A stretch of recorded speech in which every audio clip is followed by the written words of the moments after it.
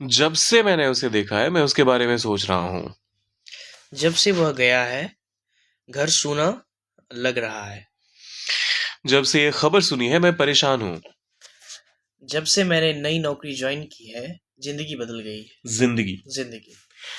सो अब जब भी आप ये कहना चाहते हैं कि एक पर्टिकुलर इंसिडेंट हुआ, उसके बाद। जब से और फिर देखने का इंसिडेंट हुआ, उसके बाद आगे का क्या एक्शन हो रहा है और वो कंटिन्यूअसली हो रहा है, तो उसको ट्रांसलेट कैसे करते हैं आइए सीखते हैं एडवांस इंग्लिश स्ट्रक्चर में। इसको कहने के बहुत सारे तरीके हो सकते हैं। आप सिंस कह सकते हैं, आप सिंस द टाइम कह सकते हैं, आप चाहें तो एवर सिंस कह सकते हैं। हम यहाँ पर एवर सिंस का इस्तेमाल कर लेते हैं। ये ध्यान रखिएगा ये एक वर्ड नहीं है। एवर सिंस क्योंकि हम एक साथ बोलते हैं तो सुनने में एक एक इंप्रेशन क्रिएट हो जाता है कि ये एक ही वर्ड है, लेकिन नहीं, इसके बीच में एक स्पेस होता है। सो एवर सिंस, फिर आप सब्जेक्ट डालते हैं, फिर आप डालते हैं पास्ट का वर्ब, क्योंकि देखने का काम तो हो चुका है। जो भी आप इनिशियल एक्शन की बात कर रहे हैं वो तो हो चुका है। अब आगे का जो एक्शन होगा उसके साथ आप कंटिन्यूअस का इस्तेमाल करेंगे। तो उसके लिए आप क्या करेंगे, कॉमा डालेंगे, फिर आप सब्जेक्ट डालेंगे, फिर हैज या फिर हैव, ये डिपेंड करेगा हमारे सब्जेक्ट पे, बिन। तो हम यहाँ पर प्रेजेंट कंटिन्यूअस टेंस का इस्तेमाल कर रहे हैं। पास्ट में कोई एक्शन शुरू हुआ और ये चलता जा रहा है, अभी प्रेजेंट में भी चलता जा रहा है और हमें नहीं पता कि ये कब रुकेगा। तो इस केस में आप हमेशा प्रेजेंट परफेक्ट कंटिन्यूअस का इस्तेमाल करते हैं। So ever since, subject, past verb, फिर सब्जेक्ट के साथ हैज, हैव और फिर बिन, और फिर वर्ब का फोर्थ फॉर्म आप जिसे आईएनजी भी कहते हैं, और उसके बाद ऑब्जेक्ट या फिर अदर वर्ड्स। स्ट्रक्चर बहुत आसान है, एक बार देखेंगे रट जाएगा। तो फटाफट से सीखते हैं एग्जांपल्स के थ्रू। जब से मैंने उसे देखा है मैं उसके बारे में सोच रहा हूँ। So ever since I saw her. Very good.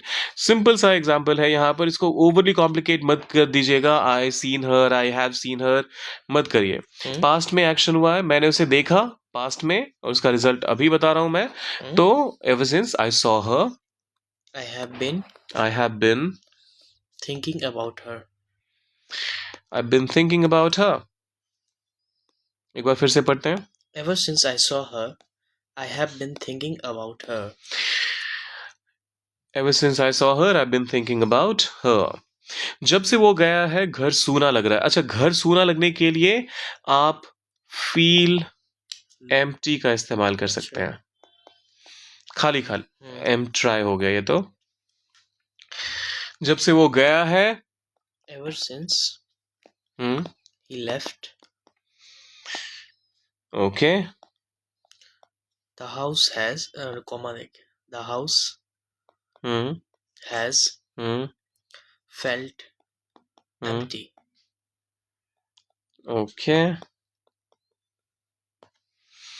अब यहां पर हमने फेल्ट एम्प्टी का इस्तेमाल क्यों कर दिया? स्ट्रक्चर हमने क्या डिस्कस करा था? I have been thinking about her, the house felt empty, feeling. Perfect. क्योंकि यहां पर हम एक इमोशन की बात कर रहे हैं, और ये इमोशन ये घर महसूस नहीं कर रहा, हम महसूस कर रहे हैं। तो अगर हम यहाँ पर कंटिन्यूस टेंस का इस्तेमाल कर दें, द हाउस इज फीलिंग तो फिर भी चल जाएगा, लेकिन हैज बीन फीलिंग एम्प्टी तो वो बड़ा ही ऑकवर्ड हो जाएगा। हैज बीन फीलिंग एम्प्टी, वो बड़ा ही ऑकवर्ड हो जाएगा।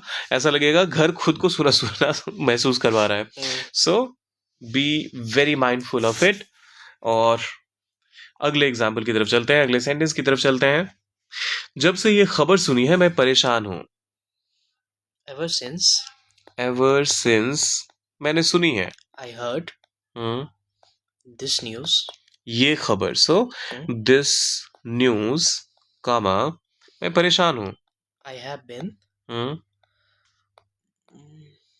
परेशान क्या कहेंगे, trouble. Okay, I have been trouble. Trouble का मतलब होता है परेशानी या मुसीबत। अच्छा, तो आई हैव बीन और उसके साथ ट्रबल तो वैसे भी नहीं होगा, आई हैव बीन ट्रबल्ड कह सकते हैं, जो कि पैसिव फॉर्म हो जाएगा। जैसे मुझे किसी ने परेशान किया हो, वो सेंस नहीं देगा क्लियरली। ठीक है, तो क्या अगर आप यहाँ पर आई बिन वरिड कह सकते हैं। हाँ, यहाँ पर हमने क्या करा, प्रेजेंट परफेक्ट का इस्तेमाल किया, ठीक है, क्योंकि आई हैव बीन वरीइंग। फिर से यहाँ पर हम क्योंकि इमोशन की बात करते हैं, either you worry or you don't worry. हाँ, you cannot be in the process of worrying for someone. हाँ, तो इस चीज का हमेशा ध्यान रखिएगा, जब कभी भी आपको एब्स्ट्रैक्ट वर्ब्स आए, उनके साथ अगर आपके पास बिल्कुल स्ट्रेट फॉरवर्ड वर्ब स्ट्रक्चर है, फिर भी उसको फॉलो नहीं करना है अगर वो कंटिन्यूअस की बात करें। लव, हेट, एनवी, अगर इस तरह का कोई वर्ब है, मान लीजिए अंडरस्टैंड, तो आप या तो समझते हैं या नहीं समझते हैं। आइदर यू लव समवन और you don't love someone. You can not be loving someone in that moment and you don't know about the past or the present.